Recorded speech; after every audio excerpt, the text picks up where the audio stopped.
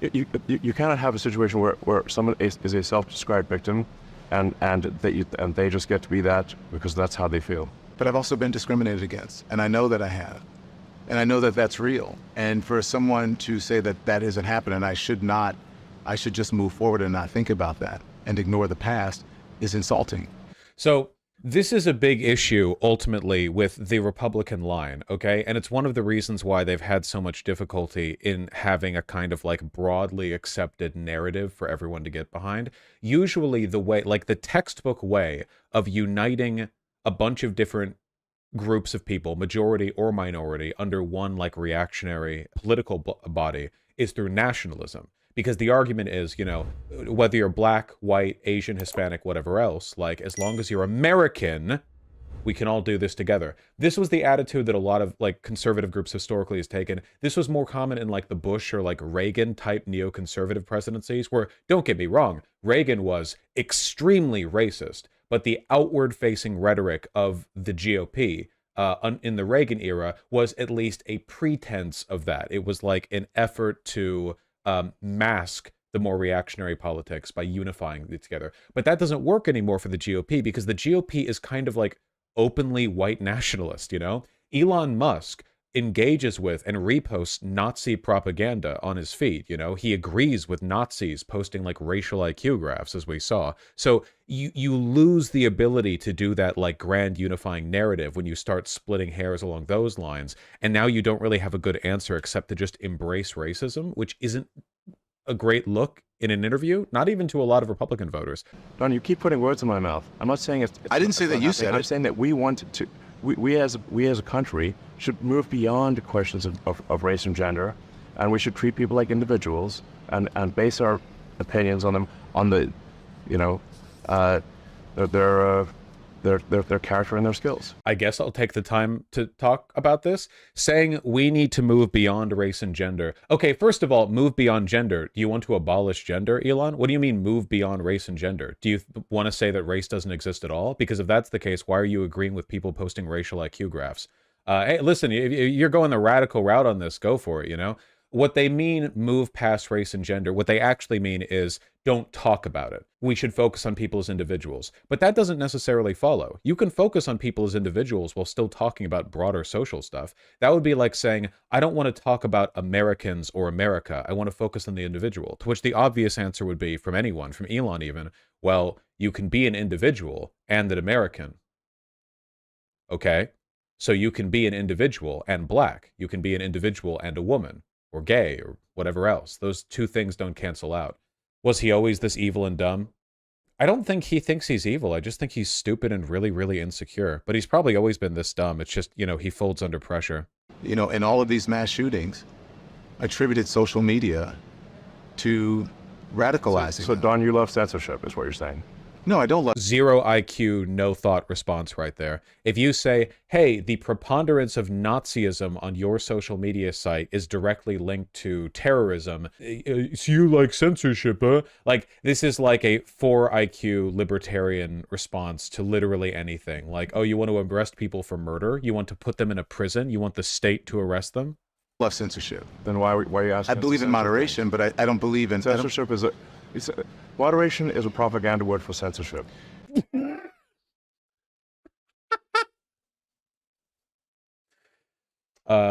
Bedtime is a propaganda word for authoritarianism. He's so fucking dumb. You can see why libertarianism appeals to really stupid people, right? Because it requires no critical thought at all. Just anytime you dislike anything, you can just throw it in the box. Like, you don't have to engage with systemic analysis at all. But don't you think free speech is one thing, right? Or not, you know... Look, if something's illegal, we're going to take it down. If it's not illegal, then we're putting our thumb on the scale and we're being censors. That's not how censorship works. Censorship is when you remove... First of all, in the colloquial sense, censorship is done by the state, you know? If you can't shout, like, fuck you in class, in, like, school or whatever, it's not censorship if you go to the principal's office. That's just you broke decorum in that space. Censorship usually refers to state repression. Otherwise, like, not being able to talk loud on your phone in the theater is censorship because they're censoring your speech. It's stupid, right? But even if you ignore that and think, like, okay, let's expand censorship to include like really big social media companies, because they kind of run their own little government, don't they? And in a way they do, you know, in their own like limited fashion. What then is censorship? Well, do you think it's censorship that the United States government can have you arrested for harassment? You know, you can be taken away by the police if you, for example, belligerently shout down a person over and over in public. Like, that can lead to you being arrested. Is that censorship?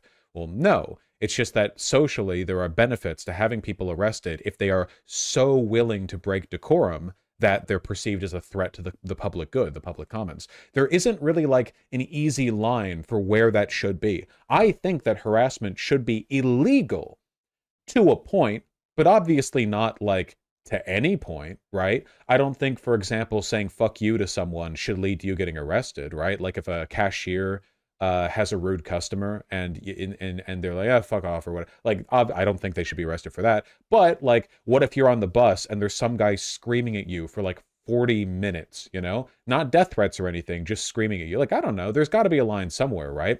Take it up with the judge, you know? Well, you know, talk it out. Sleep in a drunk tank for a day. I don't care. Whatever. There's something to be done. So with that in mind, it's not really meaningfully censorship to get rid of stuff that's not necessarily illegal, but is nonetheless bad. One way that you know this, by the way, is that Elon Musk has been fastidiously banning people who dox Stone Toss because his docs leaked recently. You know, it turns out he was a Latinx queen, as you know, a pudgy one, and that isn't illegal necessarily. Saying the name of a person whose name has been outed is not illegal. That's not a crime. The police won't arrest you in America for doing that. And yet, nonetheless, Elon Musk is banning people for it, which means that Elon Musk is totally okay with banning people for stuff that isn't illegal as long as you're not a Nazi. That's it. Like, that is censorship, because at that point, he's not enforcing a neutral anti-doxing policy. Instead, what he's doing is using it as a partisan wedge to ban non-Nazis and protect Nazis. That's it, really.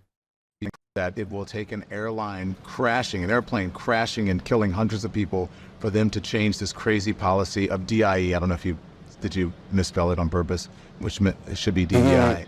Do you believe that women and minority pilots are inherently less intelligent and less skilled than white male pilots? No, I'm just saying that we should not lower the standards for them. Okay.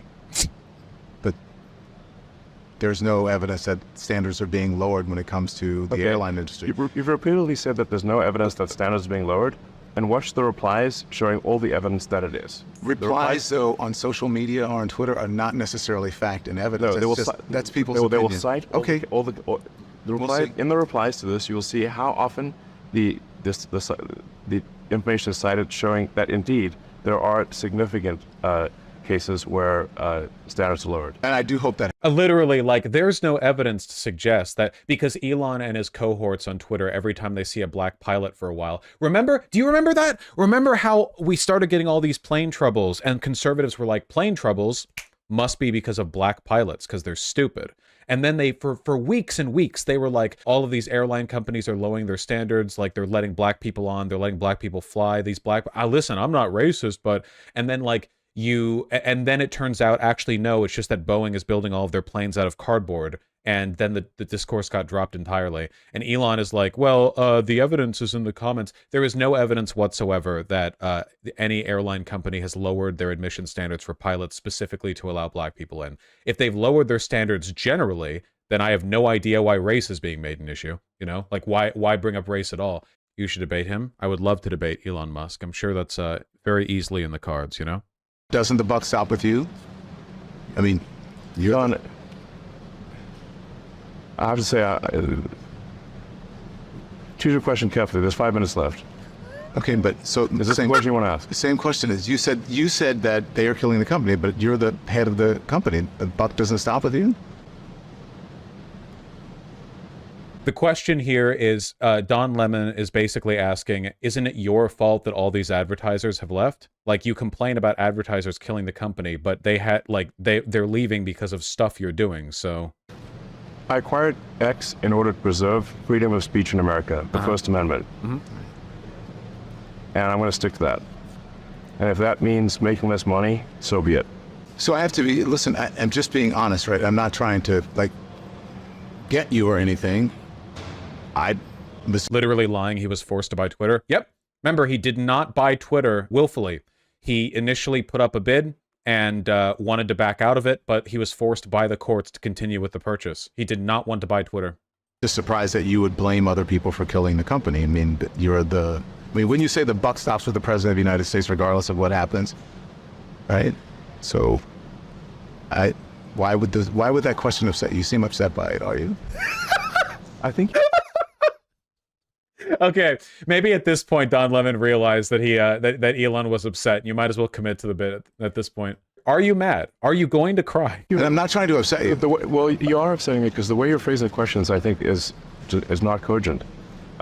It's not what? Not cogent. Cogent. Yes. Go ahead.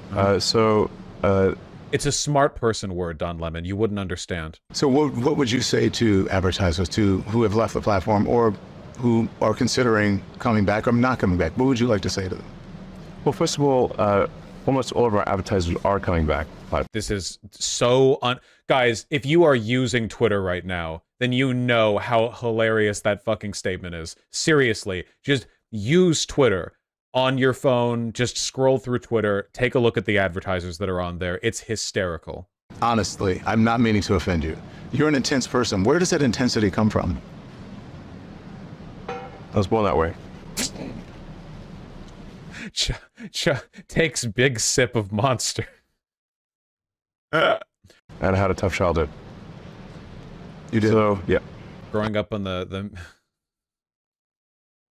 mean streets of South Africa, you know? Nothing but hope in your heart and several $100,000 of emeralds in your pockets. So there are one or two questions I can do, and then we'll have to call it. Right. Okay. Again, I don't mean to upset you. Why are you just... No, I have a whole room full of people waiting to meet with me. Okay. So we're just going over time. Okay. All right. I understand that. God, he's so fucking awkward, dude. Holy shit. You should read about Elon's relationship with his dad. Oh, no, fully. People like this are usually a product of an uncaring father. Trump's the same way. Elon's dad literally, like, married his adopted daughter or something. Like, when he was, like, 50, he adopted, like, a 12-year-old girl, raised her to adulthood, and then married her or something like that. Yeah, here we go. A lovely Rolling Stones headline. Like father, like son, Elon Musk's dad has a secret second kid with stepdaughter.